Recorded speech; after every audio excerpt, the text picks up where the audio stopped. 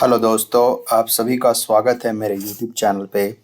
आज की इस वीडियो में हम बात करने वाले हैं एक न्यूज़ के बारे में जो कि कोल इंडिया के रिगार्डिंग है और कोल इंडिया के CMD के रिगार्डिंग है और कोल इंडिया की जो 8 सब्सिडरीज हैं उनके बारे में है।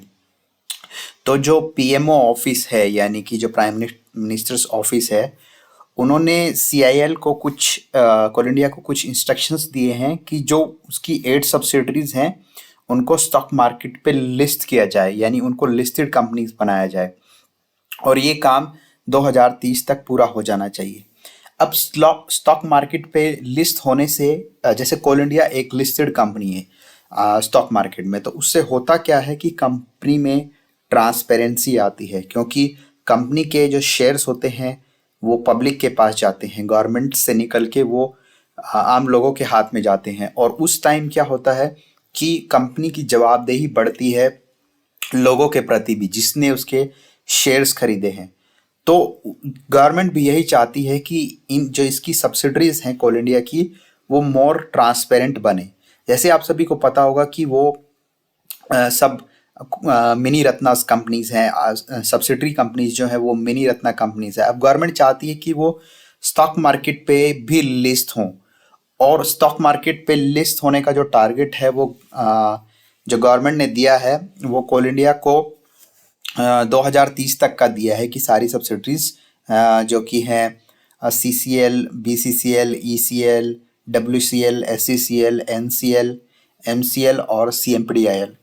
तो BCCI और जो CMPDIL हैं वो उन्होंने मार्च 2026 तक बोला है कि वो लिस्टेड कंपनीज बन जाएंगी, यानी कि उन्होंने सारी प्रोफेशनल पूरी कर ली है, तो उनका काम ऑलरेडी फिनिश्ड है। इसके अलावा जो MCL और SCL हैं उनको भी कहा गया है कि वो नेक्स्ट फाइनेंशियल ईयर तक वो भी स्टॉक मार्केट पे लिस्ट हो जाएं। तो अब ये जब लिस्टेड कंपनीज होंगी तो इनका IPOs आएगा, और IPO आएगा तो इनके जो स्टॉक्स हैं वो मार्केट में आएंगे और लोग उनको खरीद सकेंगे। तो ये एक बहुत बड़ी न्यूज़ है। ये बहुत टाइम से ये पहले से चल रहा था, पर अब गवर्नमेंट ने स्ट्रिक्टली कोल इंडिया को बोला है कि 2030 तक सब सब्सिडरीज को लिस्ट किया जाए स्टॉक मार्केट में। इसके अलावा जो एक बड़ी न्यूज़ है, तो ये कुछ न्यूज़ ऐसी हैं जिनसे पता लग रहा है कि गवर्नमेंट अब चाह रही है कि चीज़ें ट्रांसपेरेंट हो। तो जैसे कोल इंडिया में पहले CMD जो टॉप पोस्ट होती थी वो CMD होती थी, अभी जो नए जो CMD बने हैं उनको CMD के बजाय CEO कहा गया है। जैसे कि एक कॉरपोरेट कल्चर में होता है, जैसे एक प्राइवेट कंपनीज में होता है, वहाँ पर CMD नहीं होता है, यानी चेयरमैन एंड मैनेजिंग डायरेक्टर नहीं होता है, बल्कि वहाँ पे CEOs की पोस्ट होती है। तो इससे पता लगता है कि गवर्नमेंट चाहती है कि जो कंपनी है उसमें थोड़ा प्रोफेशनलिज्म आए, उसमें ट्रांसपेरेंसी आए, और वो एक पब्लिक कंपनी की तरह ना हो के बल्कि एक प्राइवेट कंपनी की तरह, एक कॉरपोरेट की तरह फंक्शन करे। तो ये कुछ स्टेप्स हैं जो गवर्नमेंट ने लिए हैं कोल इंडिया के लिए।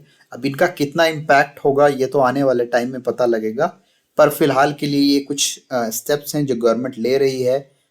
ये फिलहाल कोल इंडिया के लिए है, पर धीरे धीरे हो सकता है कि दूसरी PSUs में भी ये चीज़ें लागू हो। तो यही था इस वीडियो में। इसके अलावा अगर आप कुछ और जानना है तो आप कमेंट बॉक्स में जान सकते हैं। Thank you.